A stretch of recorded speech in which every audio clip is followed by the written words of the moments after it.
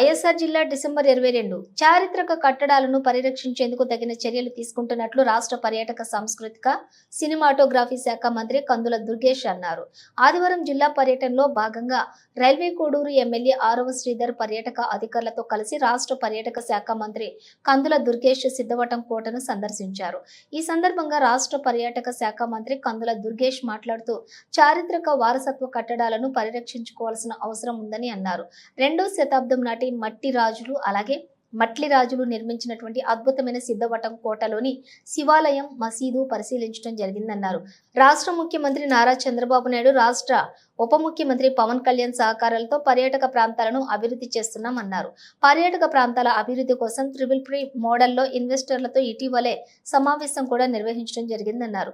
సిద్ధవటం కోట చుట్టూ ఉన్న దేవాలయాలను పరిరక్షించి వాటిని అభివృద్ధి చేస్తామన్నారు. అలాగే ఈ ప్రాంతంలో సఫారీ, బోటింగ్, రెస్టారెంట్, సర్క్యూట్ పద్ధతిలో అభివృద్ధి చేసేందుకు కృషి చేస్తామని తెలిపారు. సిద్ధవటం కోటలోని శిథిలావస్థకు చేరుకున్న వాటికి మరమ్మతులు చేపడతామని తెలిపారు.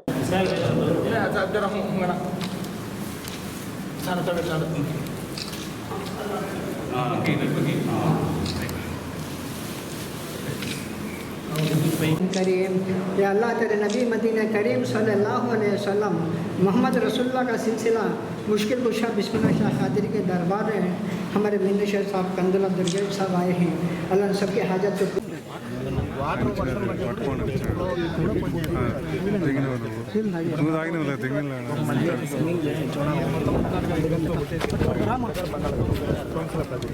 बैक वाटर 7 किलोमीटर सौंसी बैक वाटर गुरु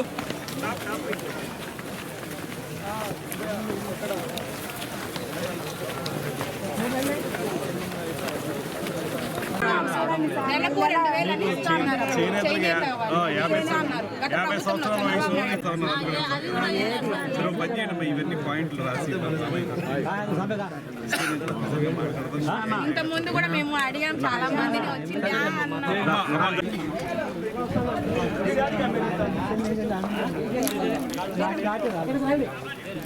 ఒక అద్భుతమైనటువంటి చారిత్రక కట్టడాన్ని పరిశీలించడం జరిగింది.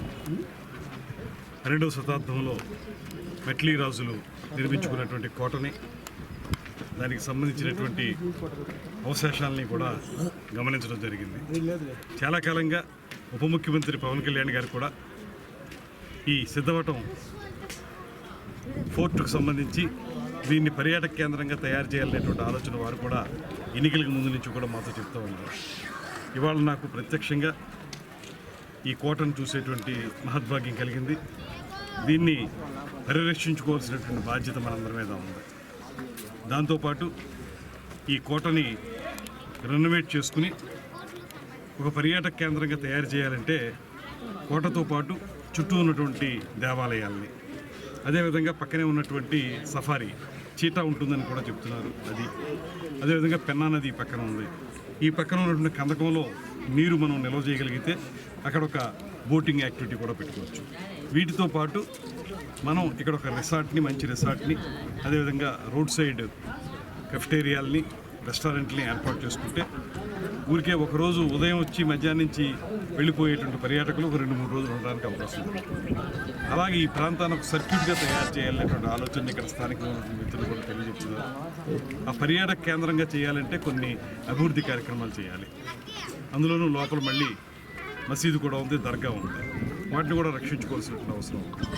అదేవిధంగా ఇప్పుడు ఏదైతే గండికోటకి, ఇదే జిల్లాలో ఉన్నటువంటి గండికోటకి మనం కేంద్ర ప్రభుత్వ సహకారంతో ఒక ప్రోగ్రామ్ను ప్రారంభించబోతున్నాము. అదేవిధంగా ఇక్కడ దీన్ని ఈ పెన్నా మీద ఉన్నటువంటి బ్రిడ్జిని, దేవాలయాల్ని, eco tourism, wellness tourism, temple tourism అన్నీ కలుపుకుని ఒక సర్క్యూట్గా చేసుకుని వాటిని మనం పరిరక్షించుకోగలిగితే ఒక అద్భుతమైనటువంటి ప్రాంతంగా తయారయ్యేదానికి అవకాశం ఉంది. ఇలాంటి కోటలు మనకి ఈ మాత్రం స్థాయిలో ఉన్నటువంటివి చాలా తక్కువ కనపడుతూ ఉంటాయి రాష్ట్రంలో. ఇప్పటికే శిథిలావస్థకు జరిపినవి అనేవి ఉన్నాయి.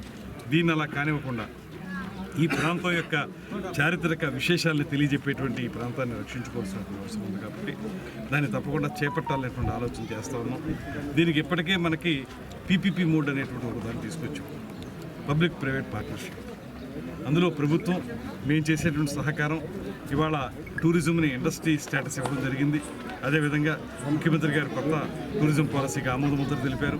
వీటి ద్వారా పరిశ్రమలకు ఏ రకమైన రాయితీలు ఇస్తారో ఆ రకమైన రాయితీలు టూరిజం ప్రాజెక్ట్స్ కూడా ఇవ్వాలనేటువంటి ఆలోచన చేస్తూ ఉన్నాం. కనుక ప్రైవేట్ పార్ట్నర్స్ను కూడా ఈ సందర్భంగా ఆహ్వానిస్తున్నాం. ఇక్కడ ఈ రకమైనటువంటి చారిత్రక కట్టడాన్ని దీని పక్కన రిసార్ట్స్ని వాటిని కూడా పెట్టుకుంటే ఆర్థికంగా వారికి ఆదాయం లభిస్తుంది. అదేవిధంగా ఉపాధి, ముఖ్యంగా ఇక్కడ ఈ కార్యక్రమాలు చేయడం వల్ల గైడ్స్ కానివ్వండి, అది ఇందులో పనిచేయడానికి కానీ అనేక మందికి పర్యాటక ప్రాజెక్టుల్లో మనకి అది హౌస్ కీపింగ్ కానివ్వండి, లేకపోతే రూమ్ సర్వీస్ కానీ వీటికి సంబంధించి అనేక మందికి ఉపాధి ఇవ్వడం మనకు కుదురుతుంది. అందువల్ల దీన్ని ఒక బృహత్తర కార్యక్రమంగా చేపట్టాలి.